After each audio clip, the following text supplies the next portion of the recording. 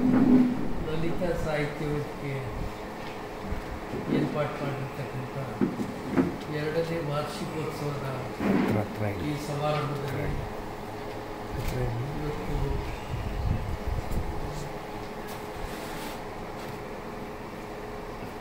ಕನ್ನಡಕ್ಕಾಗಿ ಸಮಾಜಕ್ಕಾಗಿ ದುಡಿದಂಥ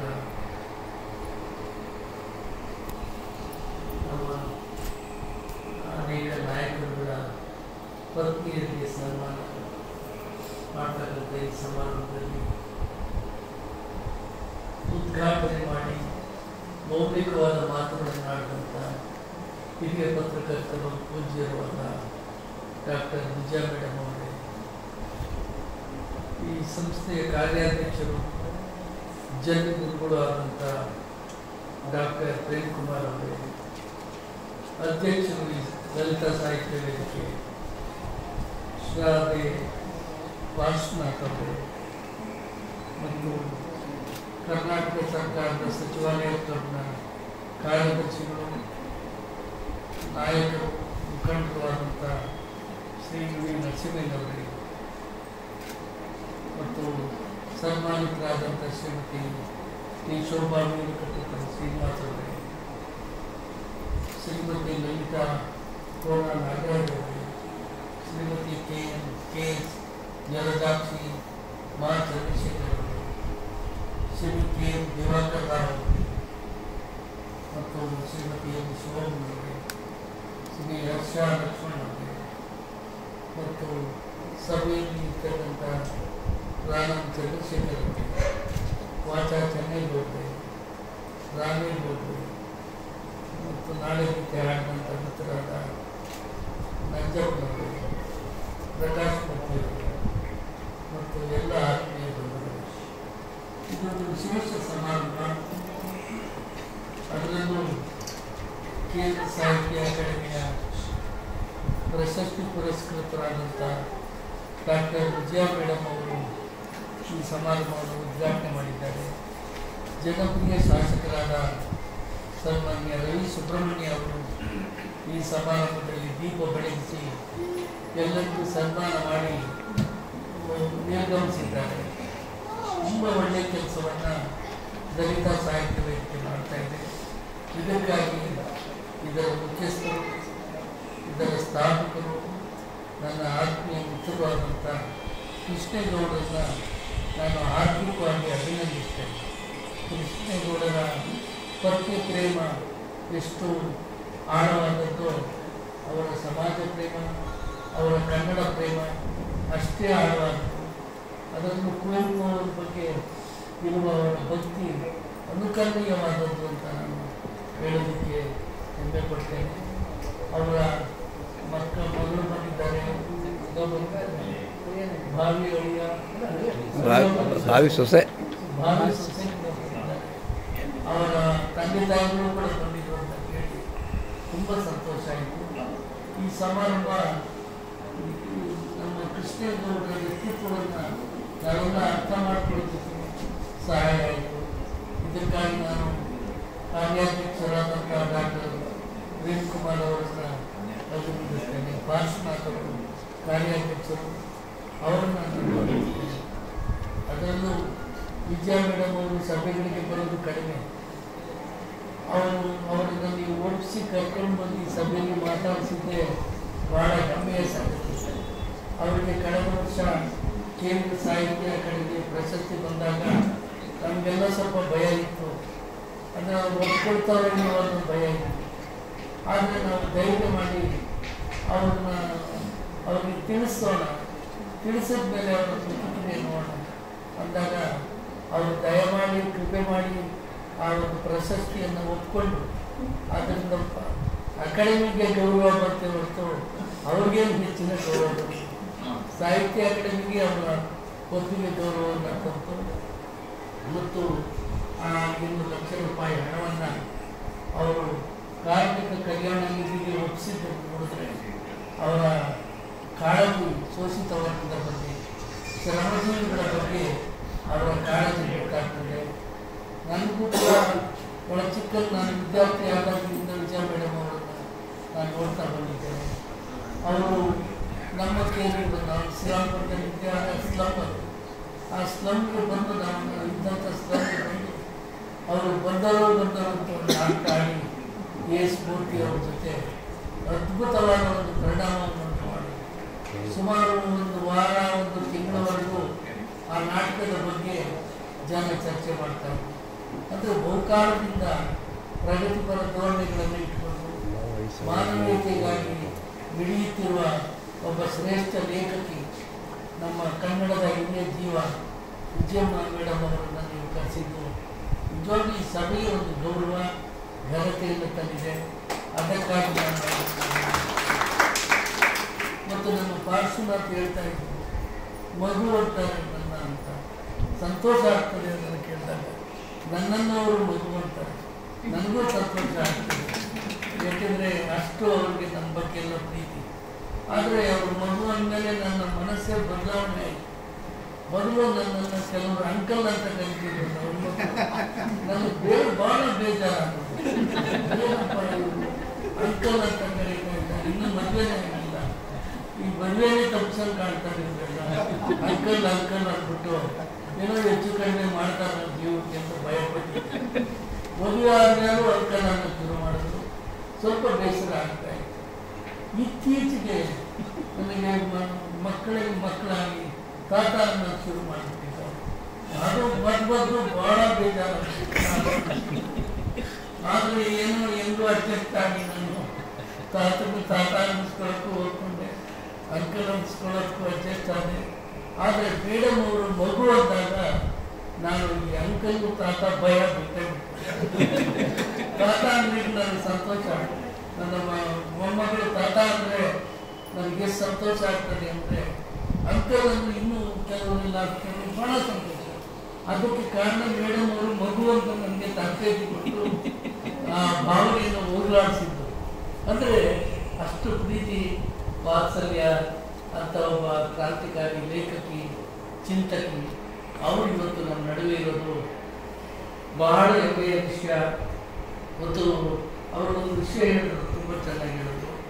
ನಮ್ಮ ವರ್ಮಾ ಅವರ ಕಲೆ ಬಗ್ಗೆ, ಅವರ ಭುವನೇಶ್ವರಿ ಚಿತ್ರದ ಬಗ್ಗೆ ಹೇಳಿದ್ರು. ನನಗೂ ವರ್ಮಾ ಅವರು ಹೇಳಿದ್ರು ಕಲಿಯುವಾಗ. ನಾನು ಮುನ್ನುಬಳಿಗಾರರ ಹತ್ರ ಮಾತಾಡಿದಾಗ, ಪರಿಷತ್ತಿನ ಪದಾಧಿಕಾರಿಗಳ ಹತ್ರ ಮಾತಾಡಿದಾಗ ಈ ಸಮಸ್ಯೆಯನ್ನು ಬಗೆಹರಿಸೋದಕ್ಕೆ, ವರ್ಮಾ ಅವರಿಗೆ ಆ ಹಕ್ಕನ್ನು ವಾಪಸ್ ಕೊಟ್ಟು ಅವರ ಹೆಸರನ್ನು ನಮೂದಿಸೋದಕ್ಕೆ ಪರಿಷತ್ತಿನ ಅಧ್ಯಕ್ಷರು ಮತ್ತು ಅಧಿಕಾರಿಗಳು ಒಪ್ಕೊಂಡಿದ್ದಾರೆ. ಇದು ಮೇಡಮ್ ಅವರ ಹೋರಾಟದ ಫಲ. ಮೇಡಮ್ ಅವರು ಒಂದು ವಿಷಯ ತಗೊಂಡ್ರೆ ವಿಜಯ ಮೇಡಮ್ ಅವರು ಅದರ ತಾರ್ಕಿಕ ಅಂತ್ಯವನ್ನು ಮುಟ್ಟಿಸೋದ್ರವರೆಗೂ ಅವರು ಯಾವತ್ತೂ ಸುಮ್ಮನೆ ಕುಂತ್ಕೊಳ್ಳಲ್ಲ. ಅನೇಕ ಹೋರಾಟಗಳಲ್ಲಿ ಅವರನ್ನು ನಾನು ನೋಡಿದ್ದೇನೆ. ಭಾಳ ಅದನ್ನು ಗಂಭೀರವಾಗಿ ತಗೊಂಡು ಅದನ್ನು ಪರಿಹಾರ ಮಾಡೋವರೆಗೂ ಅವರು ಹೋರಾಟ ಮಾಡೋದನ್ನು ನೋಡಿದ್ದೇನೆ. ಬಡವರ ಪರವಾಗಿ, ದಲಿತರ ಪರವಾಗಿ, ಕಾರ್ಮಿಕರ ಪರವಾಗಿ, ರೈತರ ಪರವಾಗಿ ಅವರು ಯಾವತ್ತೂ ಕೂಡ ತಮ್ಮ ಸಹಾನುಭೂತಿ ಮತ್ತು ಬೆಂಬಲವನ್ನು ವ್ಯಕ್ತ ಮಾಡ್ತಾ ಬಂದಿದ್ದಾರೆ. ಅವರು ಇವತ್ತು ನಮ್ಮ ಸಹೋದರಿಯರಿಗೆ ಸನ್ಮಾನ ಮಾಡಿದ್ದು ಭಾಳ ಅರ್ಥಪೂರ್ಣವಾಗಿದೆ.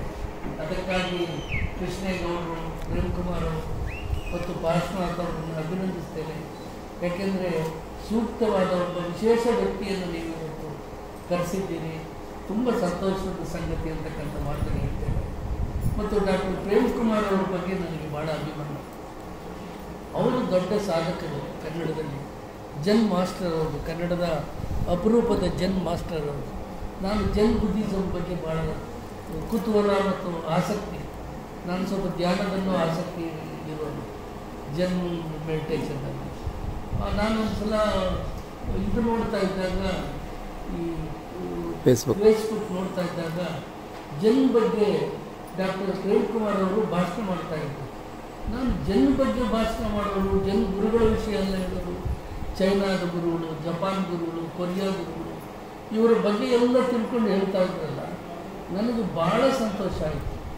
ಏನು ಜನ್ ಬಗ್ಗೆ ನಾನು ಇಷ್ಟು ತಿಳ್ಕೊಂಡ್ರೆ ನಮಗಿನ್ನ ಒಬ್ಬರು ದೊಡ್ಡ ಗುರುಗಳಿದ್ದಾರಲ್ಲ ಅಂತ ಹೇಳಿ ಕೂಡಲೇ ನಾನೇನು ಮಾಡಿದೆ, ಇವರ ವಿಳಾಸ ನಂಬರ್ ಪತ್ತೆ ಹಚ್ಚಬೇಕು ಅಂತ ನನ್ನ ಮಗಳಿಗೆ ಹೇಳಿ, ರಾಮೇಗೌಡರು ಇವರ ಫ್ರೆಂಡ್ಶಿಪ್ ಲಿಸ್ಟಲ್ಲಿ ಬೈರಮಂಗಲ ರಾಮೇಗೌಡರು. ತಕ್ಷಣ ರಾಮೇಗೌಡರಿಗೆ ಕಾಂಟ್ಯಾಕ್ಟ್ ಮಾಡಿ, ದಯವಿಟ್ಟು ಈ ನಂಬರ್ ಕೊಡಿ, ಇವ್ರ ನಂಬರ್, ಇವರು ಜನ ಗುರುಗಳು ಕನ್ನಡದ ಅಪರೂಪದ ವ್ಯಕ್ತಿ ಅಂತ ನಾನು ಹೇಳಿದಾಗ ಕೊಟ್ಟರು ನಂಬರ್. ನಾನು ಬೆಳಗ್ಗೆನೇ ಮಾಡಿದೆ ಅವರು.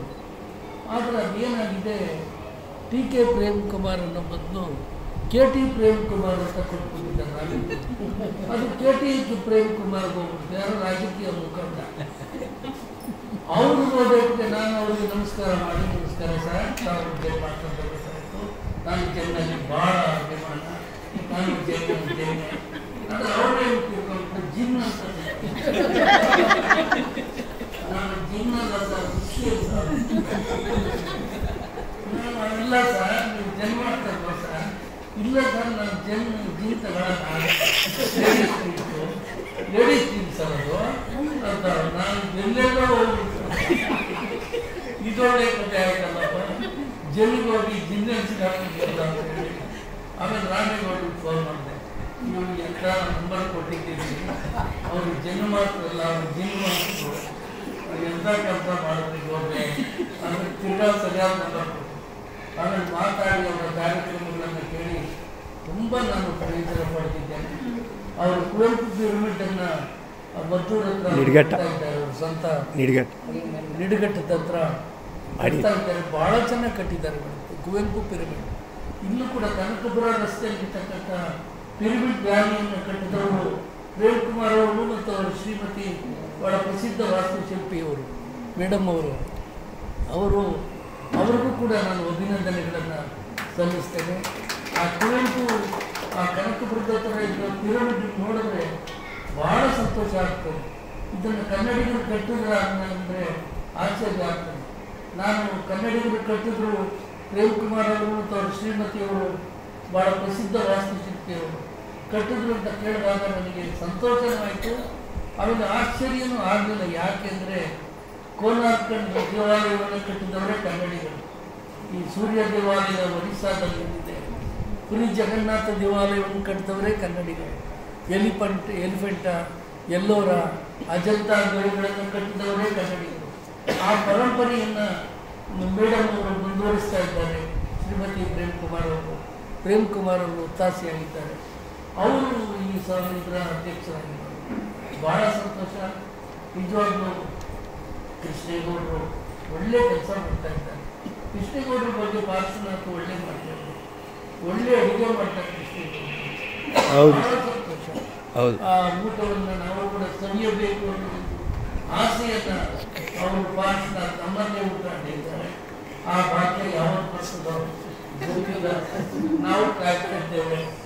ಮತ್ತು ನಾವೆಲ್ಲರೂ ಕೂಡ ಅಡುಗೆ ಮಾಡೋದು ಬರೀ ಹೆಂಗಸರ ಕೆಲಸ ಅಂತ ಯಾಕೆ ತಿಳ್ಕೊಬೇಕು? ಎಲ್ಲರೂ ಟ್ರೈ ಮಾಡಬೇಕು ಅಡುಗೆ ಮಾಡೋದಕ್ಕೆ. ಪ್ರಾರಂಭದಲ್ಲಿ ಸ್ವಲ್ಪ ಕಷ್ಟ ಆಗುತ್ತೆ ಸಹಿಸ್ಕೊಳ್ಳೋದು, ಇನ್ನೊಂದು ಅಡುಗೆ ಇಲ್ಲ.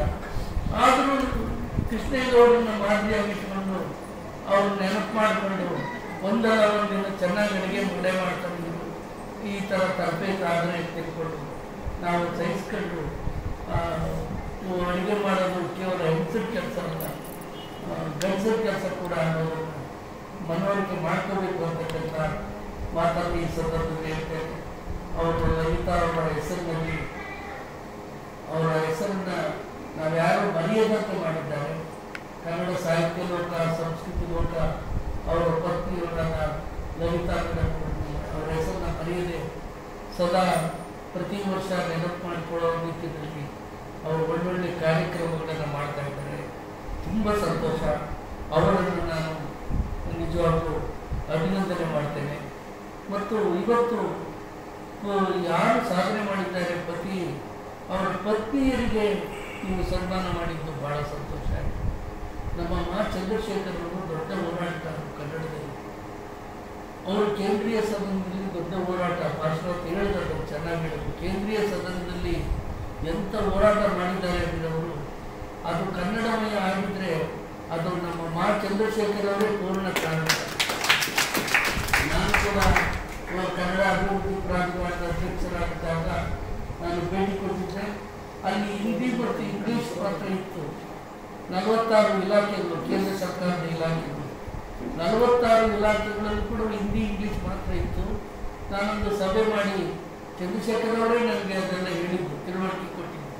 ನೀವೊಂದು ಬಂದಲ್ಲಿ ಸಭೆ ಮಾಡಬೇಕು, ಅವ್ರಿಗೆ ಆದೇಶ ಕೊಡಬೇಕು ಅಂತ ಹೇಳಿದ್ರು.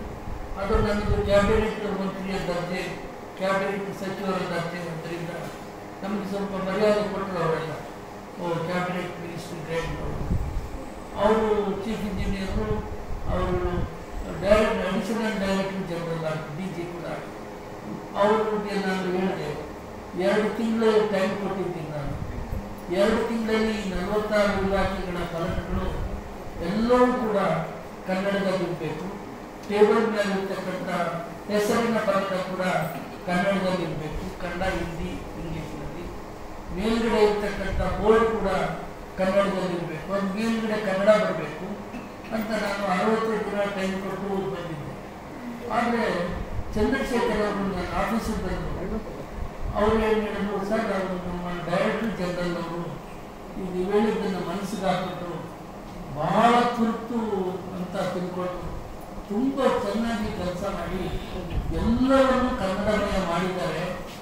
45 ದಿನದಲ್ಲೇ ಈ ಕೆಲಸವನ್ನು ಮುಗಿಸ್ಬಿಟ್ಟು ನೀವು 60 ದಿನ ಹೇಳಿದ್ರಿ ಅಂತೇಳಿ ನಾನು ಅವರಿಗೆ ಅಭಿನಂದನೆ ಸಲ್ಲಿಸ್ತೇನೆ. ಆ ಮುಂದಿನ ತಿಂಗಳು ರಾಜ್ಯೋತ್ಸವ ಪ್ರಶಸ್ತಿ ವಿತರಣೆ ಆಯ್ಕೆ ಸಮಿತಿ ಇತ್ತು, ಮುಖ್ಯಮಂತ್ರಿಗಳಿತ್ತು. ನಾನೊಂದು ಮಾತು ಹೇಳಿದೆ ಮುಖ್ಯಮಂತ್ರಿಗಳಿಗೆ, ಸರ್ ಒಬ್ಬ ಅಧಿಕಾರಿ ನಾವು 60 ದಿನದಲ್ಲಿ 46 ಇಲಾಖೆಗಳ ಫಲಕಗಳೆಲ್ಲ ಕನ್ನಡದಲ್ಲಿರಬೇಕು ಅಂದರೆ 45 ದಿನದಲ್ಲೇ ಮಾಡಿ ಮುಗಿಸಿದ್ದಾರೆ. ಇವರಿಗೆ ರಾಜ್ಯೋತ್ಸವ ಪ್ರಶಸ್ತಿ ಕೊಡಬೇಕು ಸರ್ ಅಂದಾಗ ಮುಖ್ಯಮಂತ್ರಿಗಳು ಸಂತೋಷದಿಂದ ಒಪ್ಪಿ ಅವರಿಗೆ ರಾಜ್ಯೋತ್ಸವ ಪ್ರಶಸ್ತಿಯನ್ನು ಕೂಡ ಕೊಟ್ಟರು. ಇದಕ್ಕೆ ಕಾರಣ ನಮ್ಮ ಚಂದ್ರಶೇಖರ್ ಅವರು ಹಿಂದೆ ನಿಂತ ಪ್ರೇರಕ ಶಕ್ತಿ. ಆ ಡೈರೆಕ್ಟರ್ ಜನರಲ್ ಮನವೊಲಿಸಿ ಕೆಲಸವನ್ನು ಸಂಪೂರ್ಣವಾಗಿ ಮಾಡಿಸಿದ್ದು ಕೂಡ ಚಂದ್ರಶೇಖರ್ ಅವರು. ಅವರಿವತ್ತು ಮಾತಾಡಿದವರು ಪತ್ನಿಯವರಿಗೆ ಸನ್ಮಾನ ಆಗಿದೆ. ಮತ್ತು ನಾನು ಬೆಂಗಳೂರು ವಿಶ್ವವಿದ್ಯಾಲಯದಲ್ಲಿ ಸಿಂಡಿಕೇಟ್ನಲ್ಲಿದ್ದಾಗ ಯಾರಿಗೆ ಡಾಕ್ಟರೇಟ್ ಕೊಡಬೇಕು ಅಂತ ಮಾತಾಡ್ತಾ ಇದ್ದೆ. ನಾನು ಹೇಳಿದೆ, ಒಬ್ಬ ಕನ್ನಡಾಭಿಮಾನಿ ಅಧಿಕಾರಿ ಡೈರೆಕ್ಟರ್ ಜನರಲ್ ಇದ್ದಾರೆ, ಅವರಿಗೆ ಕೊಡಿ ಅಂತ ಏನು ಕೇಂದ್ರೀಯ ಸಂಘದ ಡೈರೆಕ್ಟರ್ ಜನರಲ್ ಇದ್ರು ಅವರಿಗೆ ನಾವು ಬೆಂಗಳೂರು ವಿಶ್ವವಿದ್ಯಾಲಯದ ಗೌರವ ಡಾಕ್ಟರೇಟ್ ಕೂಡ ಕೊಟ್ಟೆ. ಕನ್ನಡವನ್ನು ಅನುಷ್ಠಾನ ಮಾಡಿದ ವ್ಯಕ್ತಿ ಅಂತ ಹೇಳಿ ಅವರಿಗೆ ನಾವು ಗೌರವ ಡಾಕ್ಟರೇಟ್ ಪದವಿಯನ್ನು ಕೂಡ ಕೊಟ್ಟರು. ಇದಕ್ಕೆಲ್ಲ ಚಂದ್ರಶೇಖರ್ ಅವರೇ ನಮಗೆ ಪ್ರೇರಣೆ. ಅನೇಕ ಕಡೆ ಅವರು ಕರ್ಕೊಂಡು ಹೋಗಿ ಕನ್ನಡ ವಾತಾವರಣವನ್ನು ಸೃಷ್ಟಿ ಮಾಡೋದರಲ್ಲಿ ಕೆಲಸ ಮಾಡಿದ್ದಾರೆ. ಬಹಳ ಚೆನ್ನಾಗಿ ಅವರು ಮಾತಾಡೋದು ಮತ್ತು ಅವರ ಪತ್ನಿಯವರಿಗೂ ಕೂಡ ಸನ್ಮಾನ ಮಾಡಿದ್ದು ಬಹಳ ಸಂತೋಷ. ನಮ್ಮ ನಾಗರಾಜ್ ಅವರು ಭಾಳ ಚೆನ್ನಾಗಿ ಮಾತಾಡ್ತಾರೆ. ಅವ್ರಿಗೆ ಎಷ್ಟು ಕಷ್ಟಪಟ್ಟು ಎಷ್ಟು ಚೆನ್ನಾಗಿ ಅವರು ಜೀವನದಲ್ಲಿ ಹೋರಾಟಗಾರ ಆಗಿದ್ದು, ಅವರ ಪತ್ನಿಯವರು ಅವರಿಗೆ ಸಹಾಯಕರಾಗಿ ನಿಂತು ಆ ಸಾಧನೆಯನ್ನು ಅವರು ಎಷ್ಟು ಚೆನ್ನಾಗಿ ಹೇಳ್ಕೊಂಡು ರಿಜಿಸ್ಟರ್ ಮ್ಯಾರೇಜ್ ಆಗುತ್ತೆ. ಹಾಗೆ ನನಗೆ ಸಂತೋಷ ಆಯಿತು ರಿಜಿಸ್ಟರ್ ಮ್ಯಾರೇಜ್ ಆಗಿದೆ. ಯಾಕಂದ್ರೆ ನಾನು ರಿಜಿಸ್ಟರ್ ಮ್ಯಾರೇಜ್ ಆಗಿದ್ದು. ನಾನು ಗೌರವಿದ್ದರಲ್ಲಿ ನಮ್ಮ ಸ್ನೇಹಿತರು ಹೇಳಿದೆ, ನಾನು ಮದುವೆ ಆಗಬೇಕಾಗಿದೆ, ನೀವು ಏರ್ಪಾಟ್ ಮಾಡಬೇಕು ಅಂತ. TN ಸೀತಾರಾಮನ್ ಅವರೇನಂದ್ರು, ನಾನು ಸಂಜೆ ಹೇಳಿದೆ, ಯಾವಾಗ ಮದುವೆ ಆಗ್ತೀರ? ಈಗ ಸಂಜೆ ಆಗ್ತಿದೆ, ನಾಳೆ ಆಗ್ತೀನಿ ಬೇಕಾಗುತ್ತೆ. ಹಾಗಾಗಿ ನಾಳೆ ಗೌರವಿದ್ದವರು ತಾಲೂಕು ಆಫೀಸ್ ಹತ್ರ ನೀವಿಬ್ಬರು ಬರ್ಬೇಡಿ. ನಾನು ನನ್ನ ಬಾಯಿ ಪಟ್ಟಿ ಒಳಗೆ ಹೇಳಿದೆ, ನಂದು ಹಳೆ ಬಟ್ಟೆ ಅಂತ ಯಾವುದೋ ಹಳೆ ಚಪ್ಪಲಿ, ನನ್ನ ಹೆಂಡತಿ ನಿಂತಿದ್ದು ಮನೆ ರೋಡಲ್ಲಿ. ನಾನು ಹೇಳಿ ಮದುವೆ ಆಗೋಣ ಬನ್ನಿ ಅರ್ಜೆಂಟ್ ಅಂತ ಕರ್ಕೊಂಡು ಗೌರವಿದ್ದವ್ರು ಹೋಗಿ ಆ ಸೀತಾರಾಮನ್ 3 ಜನ ಸ್ನೇಹಿತರ ಜೊತೆ ಕಾಯ್ತಾ ಇದ್ರು. ಸೀತಾರಾಮ್ ಅವರೇ ರುಜು ಹಾಕಿದ್ರು, ಮದುವೆ ಆಯಿತು. ನಂದು ಕೂಡ ಒಂದಷ್ಟು ಖರ್ಚಾಯಿತು. ಒಟ್ಟು ನನ್ನ ಮದುವೆ ಖರ್ಚು 150 ರೂಪಾಯಿ ಆಯಿತು. ಅಷ್ಟರಲ್ಲೇ ನನ್ನ ಮದುವೆ ಕೂಡ ಈಗ ಸಂತೋಷವಾಗಿ ಎಲ್ಲ ಸೀತಾರಾಮ್ ಅವರ ಮನೆಯಲ್ಲೇ ಊಟ, ಅವರ ತಾಯಿಯವರು ತಂಗಿಯವರು ಎಲ್ಲರೂ ಸೇರಿ ಖುಷಿಯಿಂದ ನಮ್ಮ ಮದುವೆ ಸಂಭ್ರಮವನ್ನು ನಾವು ಮನೆಯಲ್ಲೇ ಆಚರಿಸ್ತೀವಿ. ಯಾವಾಗ ನಮ್ಮ ನಾಗರಾಜವರು ರಿಜಿಸ್ಟರ್ ಮೇಲೆ ಆಗಿತ್ತು ಭಾಳ ನಮ್ಮ ಶ್ರೀನಿವಾಸ ಅವರು ಮದುವೆ ಆಗಿದ್ದು ಕೂಡ ಗಿಡ ಹಾಕಿ ಗ್ರಾಮದಲ್ಲಿ ಮದುವೆ ಆಗಿದ್ದಾರೆ ಅಂದರೆ ಅದು ಕೂಡ ಅಭಿನಂದನೀಯವಾದ ವಿಷಯ. ಕೃಷ್ಣೇಗೌಡರು ರಿಜಿಸ್ಟರ್ ಮ್ಯಾರೇಜ್, ಕೃಷ್ಣೇಗೌಡರು ಕೂಡ ರಿಜಿಸ್ಟರ್ ಮ್ಯಾರೇಜ್ ಆಗಿದ್ದಾರೆ. ಅವರು ಅದು ಪ್ರೇಮ ವಿವಾಹ. ಅಭಿನಂದಿಸ್ತೇನೆ ಈ ವಿಚಾರದಲ್ಲಿ. ಅವರು ಆ ಪತಿ ಪ್ರೇಮವನ್ನು ಕನ್ನಡ ಪ್ರೇಮವನ್ನಾಗಿ ಪರಿವರ್ತನೆ ಮಾಡಿಕೊಂಡು, ಸಮಾಜ ಪ್ರೇಮವನ್ನಾಗಿ ಪರಿವರ್ತನೆ ಮಾಡಿಕೊಂಡು ಇವತ್ತು ಆಂದೋಲನ ಜೀವಿಯಾಗಿ ಸಮಾಜ ಜೀವಿಯಾಗಿ ಬದುಕ್ತಾ ಇದ್ದಾರಲ್ಲ, ಮೆಚ್ಚತಕ್ಕಂಥ ವಿಷಯ ಅಂತಕ್ಕಂಥ ಮಾತನ್ನು ಹೇಳಿ ಅವರನ್ನು ಕೂಡ ನಾನು ಅಭಿನಂದನೆ ಮಾಡ್ತೇನೆ. ಯಾಕೆಂದರೆ ಪತ್ನಿಯರಿಂದಲೇ ನಾವು ಏನಾದರೂ ಸಾಧ್ಯ ಮಾಡೋಕ್ಕೆ ಸಾಧ್ಯ. ಮನೆಯಲ್ಲಿ ಚೆನ್ನಾಗಿದ್ದರೆ ವಾತಾವರಣ, ಹೆಂಗಸರು ನಗ್ನಗ್ತಾ ಇದ್ದರೆ, ಮಕ್ಕಳು ನಗ್ನಗ್ತಾ ಇದ್ದರೆ, ಆಫೀಸಲ್ಲಿ ಕೂಡ ಆಫೀಸರು ಚೆನ್ನಾಗಿ ಇರ್ತಾರೆ. ಅವನನ್ನು ಸ್ಮೈಲಿಂಗ್ ಫೇಸ್ ಇಟ್ಕೊಂಡು ಎಲ್ಲರಿಗೂ ಬರ್ರೆ ಚೆನ್ನಾಗಿರೇ ಅಂತಾರೆ. ಆದರೆ ಮನೆಯಲ್ಲಿ ಜಗಳ ಕಾಯ್ಕೊಂಡು ಆಫೀಸಲ್ಲಿ ಕೂತಿದ್ರೆ ಬಂದವ್ರಿಗೆಲ್ಲ ನೋಟಿಸ್ ಕೊಡ್ತಾರೆ. ಸೀಕ್ರೆಟ್ ಗೊತ್ತಿರೋಲ್ಲ, ಕಡ್ರೆ ಮಾಡ್ತಾರೆ, ದುರಾಂಕಾರಿ ಸರಿ ಇಲ್ಲ ಅಂತ ಬೈತೀವಿ. ಆದರೆ ಮನೆಯಲ್ಲಿ ಏನಾರು ಮಾಡ್ಕೊಂಡು ಬಂದವ್ರಿಗೆ ಸೀಕ್ರೆಟ್ ಮನೆ ಸರಿಯಾದರೆ ಆಫೀಸ್ ಕೆಲಸನೂ ಸರಿ ಆಗ್ತದೆ. ಆದ್ದರಿಂದ ಮಾತಾಡ್ಸೋ ರೀತಿನೇ ಚೇಂಜ್ ಆಗ್ಬಿಡ್ತದೆ. ಮನೆ ಜಗಳ ಮಾಡ್ಕೊಳ್ತಿರೋ ರೈಲು ನೀರು ತರೋದು ಲೇಟ್ ಮಾಡಿದ್ರೆ ಯಾಕೆ ಲೇಟ್ ಹೋಗ್ತಾರೆ, ಏನಾದರೂ ಟೀ ತರೋದು ಲೇಟ್ ಮಾಡಿದ್ರೆ ಯಾಕೆ ಲೇಟು, ಸುಗರ್ ಹಾಕಿ ಬಂದ್ರಿ, ಸರಿ ಇಲ್ಲೋದಿಲ್ಲ. ನಾನೇನು ಹೇಳಿದ್ರು, ನೀನೇನು ಯಾವ ದೋಸೆ ಮಾಡಿದ್ದು, ಯಾರು ಕೆಟ್ಟ ತಿಂಡಿ. ಮನೆಯಲ್ಲಿ ಹೆಂಗಸರ ಮೇಲೆ ಅಲ್ಲಿ ನೇಮಕ್ಕೆ ಆಗಿದೆ, ಹೆಂಗಸರ ಮೇಲೆ ಲೋಪ ಆಗದೆ ಅಸಹಾಯಕನಾಗಿ ಮನೆಗೆ ಬಂದು ಆಫೀಸಲ್ಲಿ ಸೇವೆ ತೀರ್ಸ್ಕೊಳ್ಳೋದನ್ನ ನಾನು ಭಾಳ ಜನ ನೋಡಿದ್ದೆ.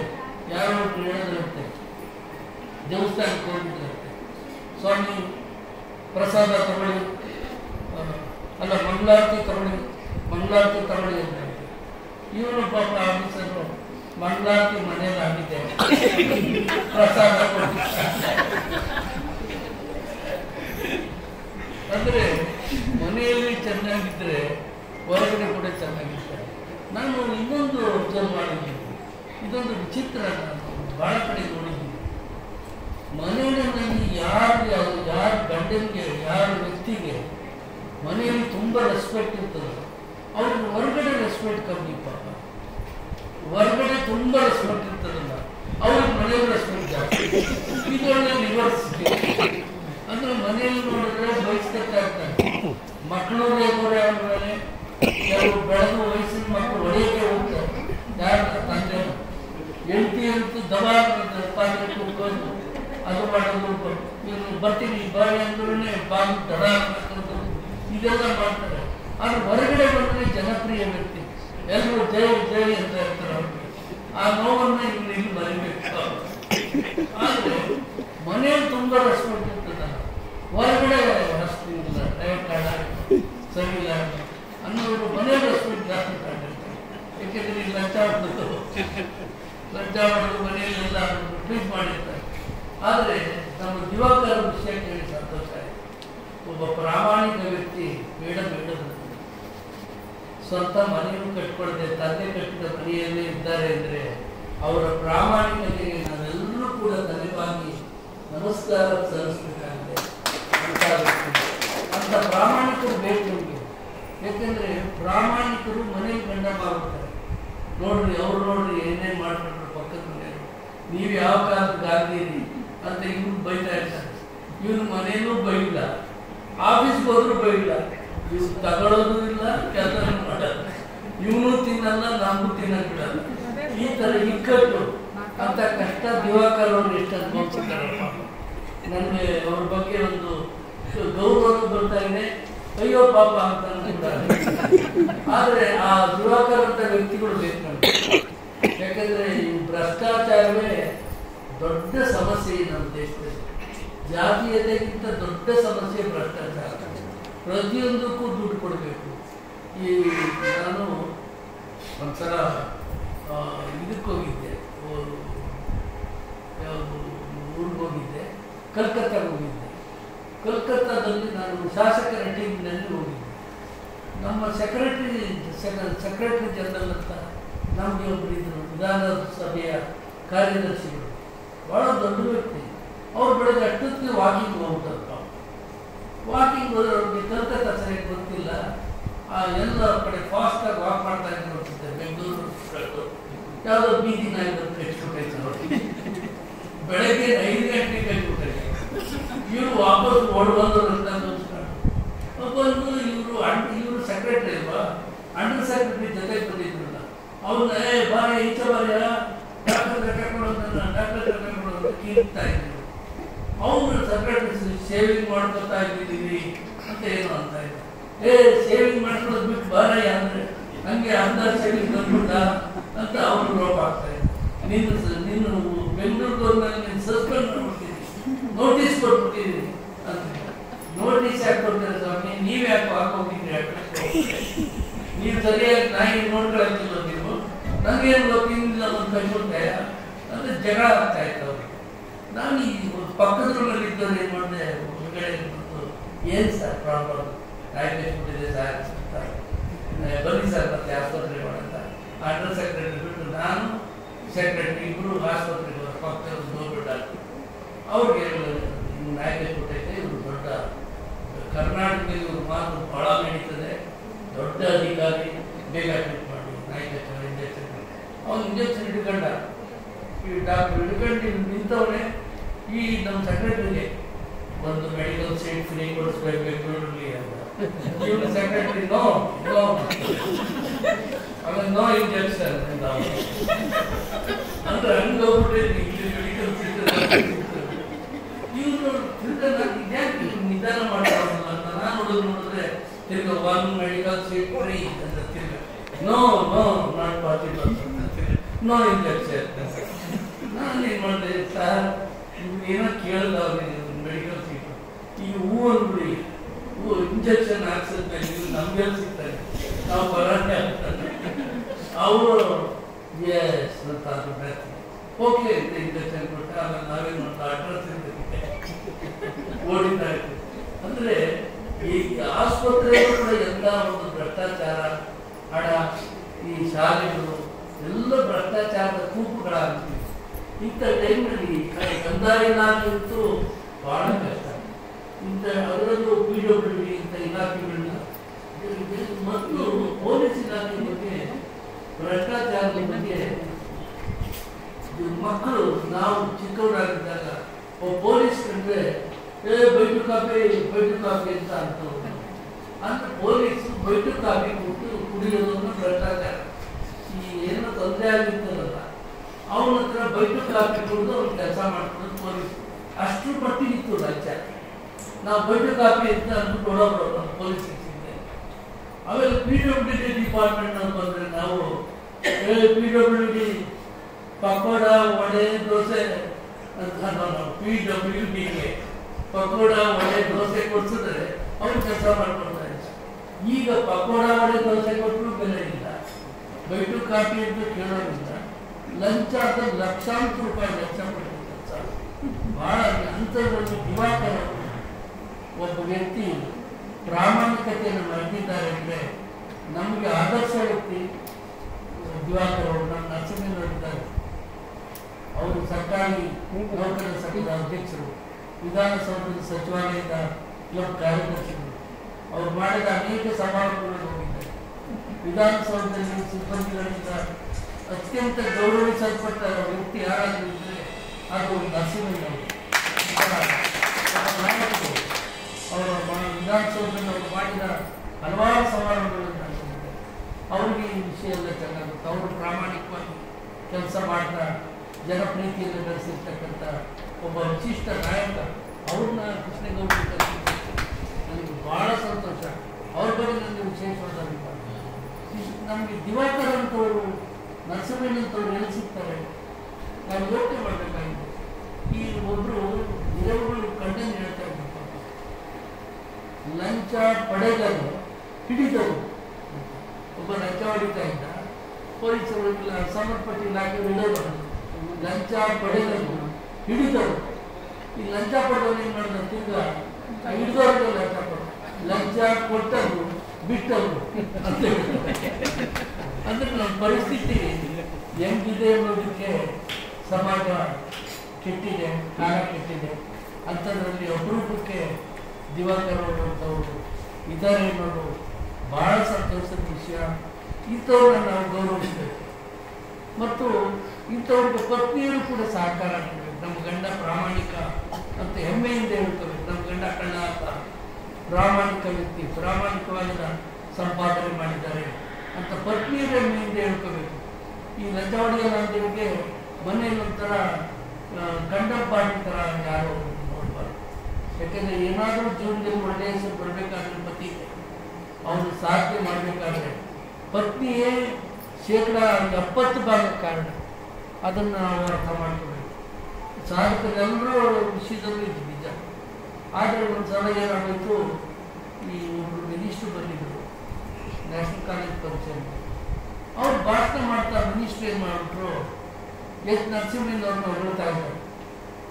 ಎಚ್ ನರಸಿಂಹಯ್ಯನವರು ಶಿಕ್ಷಣ ತಜ್ಞ, ಇಂಥ ದೊಡ್ಡ ಸಂಸ್ಥೆಯನ್ನು ಕಟ್ಟಿ ಸಾಧನೆ ಮಾಡಬೇಕಾದ್ರೆ ಇದಕ್ಕೆ ಮೂಲ ಪ್ರೇರಣೆ ಎಚ್ ನರಸಿಂಹಯ್ಯನವರ ಪತ್ನಿ. ಎಚ್ ನರಸಿಂಹಯ್ಯ ಬ್ರಹ್ಮಚಾರಿ, ಅವನು ಇವನೇ ಅಂತ ಗಾಂಭೀರ್ಯ ಅವನು ಹಿಡ್ತಾನೆ ಮಿನಿಸ್ಟ್ರು.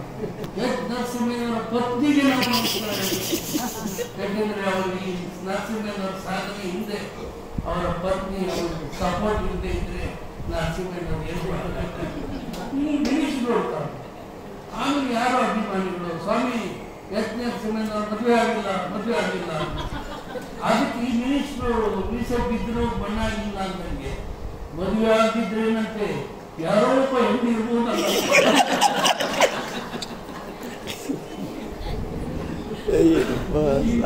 ಏನ್ ಮಾಡಕ್ಕಾಗ್ತದೆ? ಮಿನಿಸ್ಟ್ರು ನೋಡಿದ್ರೆ ಹೋಗಿ ಅವ್ರಿಗೆ ಎಚ್ ನರಸಿಂಹಯ್ಯ ಅಂದ್ರೆ ಯಾರು, ಅವರ ಸಾಧನೆ ಸರಿಯಾಗಿ ತಿಳ್ಕೊಂಡು ಬರ್ಬೇಕು ತಾನೆ ಪಾಠ ಮಾಡೋಕ್ಕೆ. ಅವ್ರೇನ್ ಮಾಡಿದ್ರು, ಈ ಥರ ಹೇಳಿದಾಗ ನಿಜವಾಗ್ಲೂ ಇದಾಗ್ತದೆ. ಆದರೆ ಇವತ್ತಿನ ಸಾಧಕರು ನಿಜವಾಗ್ಲೂ ಕೂಡ ಅಪೂರ್ವ ಸಾಧಕರು ಅಂತಕ್ಕಂಥ ಮಾತನ್ನ ಈ ಸಂದರ್ಭದಲ್ಲಿ ನಾನು ಹೇಳೋದಕ್ಕೆ ಇಷ್ಟಪಡ್ತೇನೆ. ಮತ್ತು ನಾನು ಹೆಚ್ಚು ಮಾತಾಡದೆ ಅಂತ ಕಾಣ್ತದೆ. ಆದರೆ ಇವತ್ತಿನ ಭಾಷಣಗಳನ್ನೆಲ್ಲ ಕೇಳಿದಾಗ ನನಗೆ ಅನಿಸಿದ್ದು, ವೀರಕಪುತ್ರ ಶ್ರೀನಿವಾಸ್ ಮಾಡ್ತಾ ಇರ್ತೇವೆ, ವಿಷ್ಣು ಸೇವೆಗಾಗಿ ಒಬ್ಬ ಕನ್ನಡದ ಕುಬೇರ ಉಟ್ಕೊಂಡಿದ್ದಾನೆ ಅಂತ ಶ್ರೀನಿವಾಸ್ ಬಗ್ಗೆ ನನಗೆ ಅಭಿಮಾನ ಬಂತು. ಮತ್ತು ನಮ್ಮ ನಾಗರಾಜ್ ಅವರು ಎಷ್ಟು ಚೆನ್ನಾಗಿ ಮಾತಾಡಿದ್ರು. ಅವ್ರು ಮಾತಾಡ್ತಾ ಇದ್ದಾಗ ನನಗೇನು ಅನ್ನಿಸ್ತು ಅಂದರೆ, ನಮ್ಮ ಸಮಾಜ ವ್ಯವಸ್ಥೆಯ ಸ್ವರೂಪ ಬದಲಾಗಿದೆ. ಈಗಿರ್ತಕ್ಕಂಥದ್ದು ಪಿತೃ ಪ್ರಧಾನ ಕುಟುಂಬ ವ್ಯವಸ್ಥೆ, ಆದರೆ ಮೂಲದಲ್ಲಿದ್ದದ್ದು ಮಾತೃ ಪ್ರಧಾನ ಕುಟುಂಬ ವ್ಯವಸ್ಥೆ. ಆಸ್ತಿ ಹೆಣ್ಮಕ್ಳ ಮೂಲಕ ವರ್ಗಾವಣೆ ಆಗ್ತಾ ಇತ್ತು, ಗಂಡು ಮಕ್ಕಳ ಮೂಲಕ ಆಸ್ತಿ ವರ್ಗಾವಣೆ ಆಗೋಲ್ಲ. ಮಾತೃ ಪ್ರಧಾನ ಕುಟುಂಬ ವ್ಯವಸ್ಥೆ ಈಗಲೂ ಅಳಿಯ ಸಂತಾನ ಇತ್ಯಾದಿ ಉಳ್ಕೊಂಡಿದೆ. ಕೇರಳದಲ್ಲಿ ಕರಾವಳಿ ಭಾಗದಲ್ಲಿ ಉಳ್ಕೊಂಡಿದೆ. ನಮ್ಮ ಸಮಾಜ ವ್ಯವಸ್ಥೆ ಕ್ರಮೇಣ ಮಾತೃ ಪ್ರಧಾನ ಕುಟುಂಬ ವ್ಯವಸ್ಥೆಯಾಗಿ ಮಾರ್ಪಾಟಾದಾಗ ನಮ್ಮ ಅನೇಕ ಸಮಸ್ಯೆಗಳು ಬಗೆಹರಿತವೆ, ಸಂಸಾರಗಳು ಚೆನ್ನಾಗಿರ್ತವೆ, ಸ್ತ್ರೀಯರಿಗೆ ಒಂದು ಸಮಾನತೆ ಬರ್ತದೆ. ಆ ದಿಕ್ಕಿನಲ್ಲಿ ನಾವು ಯೋಚನೆ ಮಾಡಬೇಕು. ನಾಗರಾಜ್ ಮಾತಾಡ್ತಾ ಇದ್ದಾಗ ನನಗೆ ಅನ್ನಿಸ್ತು, ನಾನು ಮಣಿಪುರದಲ್ಲಿ ನೋಡಿದ್ದೇನೆ ಮತ್ತು ಮೇಘಾಲಯದಲ್ಲಿ ನೋಡಿದ್ದೇನೆ. ಮೇಘಾಲಯದಲ್ಲಿ ನಾನು ಒಂದು ಸಲ ಚಿರಾಪುಂಜಿ ಕಡೆ ಹೋಗ್ತಾ ಇದ್ದೆ. ಶಿಲ್ಲಾಂಗಿಂದ ಚಿರಾಪುಂಜಿ ಕಡೆ ಹೋಗ್ತಾ ಇದ್ದೆ. ಚಿರಾಪುಂಜಿ ಕಡೆ ಹೋಗ್ತಾ ಇದ್ರೆ ಏನಾಯಿತು, ಒಂದು 4-5 ಜನ ಹೋಗ್ತಾ ಇದ್ರು ಒಂದು ಸೀಳ್ದಾರಿನಲ್ಲಿ. ಒಬ್ಬ ಹುಡುಗ ಬಟ್ಟೆ ಗಂಟನ್ನು ಹೊತ್ಕೊಂಡು ಅಂತ ಹತ್ಕೊಂಡು ಹೋಗ್ತಾ ಇದ್ದರು. ಅವನಿಂದ 4-5 ಜನ ಹೆಂಗಸರು ಗಂಡಸರು ಎಲ್ಲ ಸೇರಿ 4-5 ಜನ ಅವನಿಂದ ಹುಡುಗರಿಂದ ಹತ್ಕೊಂಡು ಹೋಗ್ತಾ ಇದ್ರು ಕಣ್ಣೀರು ಹಾಕೊಂಡು.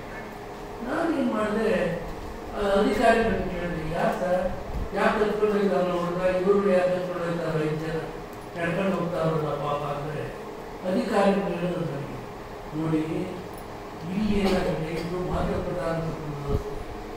ಇಲ್ಲಿ ಹೆಣ್ಣಿನ ಮೂಲಕ ಆಸ್ತಿಯ ಹಸ್ತಾಂತರ ಆಗ್ತದೆ. ಈಗ ಮದುವೆ ಆಗ್ತಾರಲ್ಲ ಗಂಡು ಮದುವೆ ಆದ ಹೆಂಡತಿ ತನ್ನ ತಂದೆ ತಾಯಿಯ ಮನೆ ಬಿಟ್ಟು ಅವನಿಗೆ ಹೆಂಡತಿ ಮನೆಯಲ್ಲೇ ಜೀವನ ಅಂತ ಇರಬೇಕು. ಇವನು ತಂದೆ ತಾಯಿ ಮನೆ ಬಿಟ್ಟು ಹೆಂಡತಿ ಮನೆಗೆ ಹೋಗ್ತಾವೆ, ಅದಕ್ಕೆ ಹಚ್ಕೊಂಡು ಹೋಗ್ತಾವೆ. ಇವರು ಅವ್ರ ತಂದೆ ತಾಯಿ ಇಲ್ಲ, ಅವರು ಕಣ್ಣೀರು ಹಾಕ್ಬಿಟ್ಟು ಹುಡುಗ ಎಷ್ಟು ಚೆನ್ನಾಗಿದ್ದ, ಬಾಲ್ಯಗಳ ಜೊತೆ ಈ ಕುರಿ ಮೇಯ್ತಿದ್ದ, ದನ ಮೇಯ್ತಿದ್ದ, ಇದ್ದವ್ರಿಗೆ ಹುಡುಗಿ ಜೊತೆ ಅವ್ರನ್ನಲ್ಲೇ ಇರಬೇಕಲ್ಲ ಇವರು ಲೈಫ್ ಅಂದರೆ ವ್ಯವಸ್ಥೆ ಆಗಿದೆ. ಅವರು ಹೊತ್ಕೊಂಡು ಹೋಗ್ತಾ ಇದ್ವಿ ನೋಡಿ, ನನ್ನ ಸಂತೋಷನೇ ಅವರು ಪರವಾಗಿಲ್ಲ, ಈ ಸಮಾಜ ವ್ಯವಸ್ಥೆ ಕರೆಕ್ಟ್ ಆಗಿದೆ ಅಂತ ನಾನು ಹೇಳಿದೆ. ನಿಮ್ಮ ಸಮಾಜ ವ್ಯವಸ್ಥೆ ಪರ್ಫೆಕ್ಟ್ ಆಗಿದೆ, ಇದೇ ಥರ ಆಗಬೇಕು ಇಡೀ ಇಂಡಿಯಾ ಅಂತ ನಾನು ಒಳ್ಳೆ ಭಾಷಣ ಮಾಡಿದೆ ಅಲ್ಲೇ ಕಾರಲ್ಲಿ. ಅದಕ್ಕೆ ಅವರೇನಂತಾರೆ, ನಾವು ಇಂಥರ ಆಗ್ಬೋದು ಅಂತ ಕಾಯ್ತಾ ಇದ್ದೀವಿ ಸರ್. ಬೇರೆ ಆ ಥರ ಮಾತ್ರ ಮಾಡ್ತಾರೆ. ಅಂದರೆ ಈ ಮಾತೃ ಪ್ರಧಾನ ಕುಟುಂಬ ವ್ಯವಸ್ಥೆಯಲ್ಲಿ ನೆಮ್ಮದಿ ಇರ್ತದೆ. ಮಣಿಪುರದಲ್ಲಿ ನಾನು ನೋಡಿದೆ ಇಮಾಮ್ ಮಾರ್ಕೆಟ್ ಅಂತ ಇದೆ. ಇಮಾಮ್ ಮಾರ್ಕೆಟ್ ಅಂದರೆ ಎಷ್ಟು ಚೆನ್ನಾಗಿದೆ ಮಾರ್ಕೆಟ್ ಅಂದರೆ ಎಲ್ಲ ವಸ್ತುಗಳು ಸಿಗ್ತವೆ. 10,000 ಮಹಿಳೆಯರು ವ್ಯಾಪಾರ ಮಾಡ್ತಾರೆ. ಬಹುಶಃ ಏಷ್ಯಾದ ದೊಡ್ಡ ಮಾರ್ಕೆಟ್ ಅದೇ. 10,000 ಮಹಿಳೆಯರು ವ್ಯಾಪಾರ ಮಾಡ್ತಾರೆ. ಆದರೆ ಮಣಿಪುರದ ತತ್ವ ಏನು ಅಂದರೆ ಆ ವಿಮಾ ಮಾರ್ಕೆಟ್ನಲ್ಲಿ ಯಾವ ಗಂಡಸರು ಕೂಡ ವ್ಯಾಪಾರ ಮಾಡ್ತಾರೆ. ಗಂಡಸರು ಖರೀದಿ ಮಾಡ್ಬೋದೇ ಹೊರತು ವ್ಯಾಪಾರ ಮಾಡೋದಿಲ್ಲ. ಗಂಡಸರಿಗೆ ಹಕ್ಕೆ ಇಲ್ಲ. 10,000 ಹೆಂಗಸರೇ ಹೆಂಗಸರು ಕುತ್ಕೊಂಡು ವ್ಯಾಪಾರ ಮಾಡ್ತಿದ್ದಾರೆ. ಹಣಕಾಸಿನ ವಹಿವಾಟೆಲ್ಲ ಹೆಂಗಸರು. ಏನಾದರೂ ಅಗತ್ಯ ಇದ್ರೆ ಹೆಂಗಸರು ಗಂಡಸರು ಕೊಟ್ಟರೆ ಉಂಟು. ಅಂಥ ಒಂದು ವ್ಯವಸ್ಥೆ ಮಣಿಪುರದಲ್ಲಿ ನೋಡಿದಾಗ ಆಶ್ಚರ್ಯ ಆಗುತ್ತೆ. ಆಮೇಲೆ ಇನ್ನೊಂದು ನಾನು ಕೇಳಿದೆ, ಯಾರೋ ಒಬ್ಬ ಗಂಡಸ ಅನ್ಕೊಂಡವನಲ್ಲ ಅಂತ ಒಬ್ಬರು ಕೇಳಿದೆ. ಅದಕ್ಕೆ ಅವರನ್ನು ಖರ್ಚು ಕಾಸು ಕೇಳಬಹುದು ಅವ್ರಿಗೆ ಬೆಂಕಿ ಹತ್ರ ಅದಕ್ಕೆ ಬೇಡ ಅಂತ ಅನ್ನೋ ಥರ ಹೇಳಿದ್ರು. ಅಂದರೆ ಗಂಡಸರು ಪರಿಸ್ಥಿತಿ ಸ್ವಲ್ಪ ಚಿಂತಾಜನಕವಾದರೂ ಕೂಡ ಸಮಾಜ ವ್ಯವಸ್ಥೆ ಆರೋಗ್ಯಕರವಾಗಿದೆ. ನಾನು ದಿನ ಸಂಜೆ ನಾನು ಇಂಫಾಲ್ನಲ್ಲಿ ಹೋಗ್ತಾ ಇದ್ದೆ. ದಾರಿಯಲ್ಲಿ ಒಬ್ಬರೇ ಹೋಗ್ತಾ ಇದ್ದೆ. ಇಂಫಾಲ್ನಲ್ಲಿ ಇನ್ನೊಬ್ಬ ನನಗೆ ಎದುರಾದ ಮಣಿಪುರದವರು, ನೀನು ಯಾವ ಊರು ನೀನು? ನಾನು ನಿಮಗೆ ಬೆಂಗಳೂರು, ಇವರು ಯಾವುದೋ ಶಾಸಕರ ಟೀಮ್ನಲ್ಲಿ ಬಂದಿದ್ದೀನಿ ನಾನು. ಅದು ಇವ್ರಿಗೆ ಹೇಳಿದೆ, ಏನು ಕೊಡ್ತಾ ಇದ್ದೀಯ? ಒಬ್ಬನೇ. ನಾನು ಇಲ್ಲ ಸುಮ್ಮನೆ ಹೋಗ್ತಾ ಇದ್ದೀನಿ. ಇಲ್ಲ ಸುಮ್ಮನೆ ಹೋಗ್ತಾ ಇಲ್ಲ, ನೀನು ಬಾರು ಹುಡುಕ್ತಾ ಇದ್ದೀಯ ಅಲ್ವಾ ಇಲ್ಲಿ? ನಾನು ಸ್ವಲ್ಪ ನಿಜ, ಯಾಕಂದರೆ ಎಲ್ಲರನ್ನೂ ಕರ್ಕೊಂಡೋದ ದುಡ್ಡು ಏನೋ ಕದ್ದು ಮುಚ್ಚಿ ದುರಭ್ಯಾಸ ಇದ್ರೆ ಮುಗಿಸ್ಕೋಬೇಕಲ್ಲ ಅನ್ನೋದ್ರ ನಾನು ಎದುರು ನೋಡ್ತಾ ಇದ್ದೆ. ನೀನು ಬಾಲ್ ಹೋಗ್ತಾ ಇದ್ದೆ, ತಪ್ಪು ಮಾಡ್ತಾ ಇದೆಯಾ? ನೀನು ಏನಾದರೂ ಕುಡಿದ್ಬಿಟ್ಟು ನಡ್ಕೊಂಡು ಹೋಗ್ತಾ ಇದ್ದೆ ನೀನು ಹೆಂಡತಿನೇ ಆಗಬೇಕು ಅಂತ ಇಲ್ಲ. ಯಾವುದೇ ಹೆಚ್ಚು ನಿನ್ನ ಹೊಡೆದು ಬೋರಿ ತಳ್ಳಿ ಕುಡ್ದ ಚರಿಗೂ ತಳ್ಳಿ ಕುಡ್ದ ಹುಷಾರ್ ವಾಪಸ್ ನಾನು ಬರ್ತೀನಿ ವಾಪಸ್ ಬಂದಿದ್ದೆ. ಅಂದರೆ ಪ್ರತಿಯೊಬ್ಬ ಹೆಂಗಸ್ಕೊಂಡು ಅಧಿಕಾರ ಇದೆ. ಕುಡುಕರು ದಾರಿ ಹೋಗ್ತಾ ಇದ್ರೆ 4 ಜನ ಹೆಂಗಸರು ಸೇರಿ ಬಡದವನಿಗೆ ಗೋರಿಗಾಗಿ ಚೂಡಾಕ್ಬಿಡ್ತಾರೆ. ನಾನು ಬಂದವರು ಮನೆಗೆ ವಿಧಾನ ಪರಿಷತ್ನಲ್ಲಿ ಮಾತನಾಡುವಾಗ ಈ ವಿಷಯ ಹೇಳಿ ಹುಡುಗರಿಗೆ ಕರ್ನಾಟಕದಲ್ಲಿ ಯಾವುದೇ ಮಹಿಳೆಯರು ಪಡೆಯುವ ಅಧಿಕಾರವನ್ನು ಸರ್ಕಾರ ಕೊಡಬೇಕು. ಅವರಿಗೆ ಬರ್ಕೆ ಇಟ್ಟು ಹೊಡೆದ್ರು ಕೂಡ ಅವರಿಗೆ ಪನಿಷ್ಮೆಂಟ್ ಇರಬಾರ್ದು. ಈ ಸಮಾಜದ ಒಳ್ಳೆಯದಕ್ಕೋಸ್ಕರ, ಸಮಾಜದ ಕ್ಷೇಮಕ್ಕೋಸ್ಕರ ಅವರು ಬರ್ಕೆ ಇಟ್ಕೊಳ್ತಾ ಇದ್ದಾರೆ. ಅವರ ಗಂಡ ಅಂತಾನೇ ಇರಬೇಕಾಗಿಲ್ಲ. ಯಾವುದೇ ಹುಡುಗರಿಗೆ ಹೊಡೆತ ಕೊಡೋಕ್ಕೆ ಸರ್ಕಾರ ಮಹಿಳೆಯರಿಗೆ ಅನುಮತಿ ಕೊಡಬೇಕು ಅಂತ ನಾನು ಭಾಷಣ ಮಾಡಿದ್ದ ಬೇಕು. ಆಮೇಲೆ ನಾನು ಇದ್ರ ಬಗ್ಗೆ ಹೆಚ್ಚು ಪರಿಚಯ ಮಾಡಲಿಲ್ಲ. ನಮ್ಮ ಸ್ನೇಹಿತರೇ ಗಲಾಟೆ ಮಾಡಬಹುದು, ನನಗೆ ಹೊಡೆಯಬೇಕು, ನೀನು ನಾವು ಓಡಿಸ್ತೀಯ ಅಂದ್ಬಿಟ್ಟು ನನ್ನ ಮೇಲೆ ಗಲಾಟೆ ತಂದ್ಬಿಡಲ್ಲ. ಆಮೇಲೆ ನಾನು ಈ ವಿಷಯ ಮುಂದೆ ಯಾವುದಾದ್ರೂ ಸಂದರ್ಭ ಬಂದಾಗ ತಿರ್ಗಾ ಒಳ್ಳೆ ಸರ್ಕಾರ ಬಂದಾಗ ಈ ಕಾನೂನು ಜಾರಿ ಮಾಡೋಣ, ಮಣಿಪುರದಲ್ಲಿ ಮಾಡಿರ್ಬೇಕಾದ್ರೆ ನಾವೇ ಮಾಡಬಾರ್ದು ಅಂತ ನಾನು ಸುಮ್ಮನೆ. ನಿಜವಾಗ್ಲೂ ಈ ಮಾತುಗಳನ್ನು ಕೇಳಿ ಸಭೆ ನೋಡಿದ್ದಂತೆ ಅನಿಸಿದ್ದು ನಮ್ಮ ಕುಟುಂಬ ವ್ಯವಸ್ಥೆ ಮತ್ತೆ ಮಾತೃ ಪ್ರಧಾನ ಕುಟುಂಬ ವ್ಯವಸ್ಥೆಗೆ ಹೋದಾಗ ನಮ್ಮ ಅಹಂಕಾರ, ಪುರುಷರ ಅಹಂಕಾರ, ಪುರುಷರ ದೌರ್ಜನ್ಯ, ವರದಕ್ಷಿಣೆಯ ಕಿರುಕುಳ, ಅನೇಕ ಪಿಡುಗುಗಳು ನಾಶ ಆಗ್ತವೆ.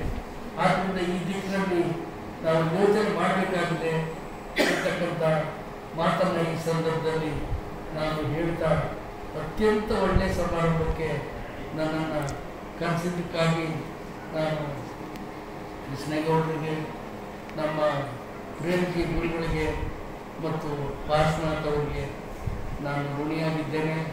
ಮತ್ತು ವಿಜಯ ಮೇಡಮ್ ಅವರು ಬಂದು ಭಾಷಣ ಮಾಡಿದ್ದು, ಮತ್ತು ನಮ್ಮ ನಾಯಕರಾದಂಥ ಭಾಳ ಪ್ರಸಿದ್ಧ ನಾಯಕರು, ಜನಪ್ರಿಯ ಮುಖಂಡರು, ವಿಧಾನಸೌಧದಲ್ಲಿ ಸಿಬ್ಬಂದಿಯ ಗೌರವಕ್ಕೆ, ಅಭಿಮಾನಕ್ಕೆ ಪಾತ್ರರಾದಂಥ ಅಪರೂಪದ ನಾಯಕ ಸಿ ಡಿ ನರಸಿಂಹಯ್ಯನವರು ಬಂದು ಇಲ್ಲಿ ಭಾಷಣ ಮಾಡಿದ್ದು ಕೂಡ ಭಾಳ ಸಂತೋಷದ ಸಂಗತಿಯಾಗಿದೆ ಅಂತಕ್ಕಂಥ ಮಾತನ್ನು ಹೇಳ್ತಾ ಎಲ್ಲ ಸಹೋದರಿಯರನ್ನು ನಾನು ಅಭಿನಂದಿಸ್ತೇನೆ.